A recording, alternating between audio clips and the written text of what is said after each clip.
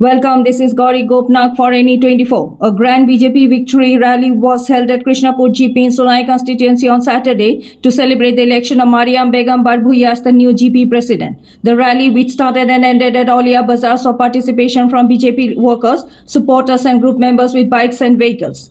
Key BJP leaders, including Sonai Mandal President Ashok Gwala and other local leaders, were present. Gwala emphasized that with BJP in power at both the state and central levels, the newly formed BJP-led board will focus on accelerating development in the GP.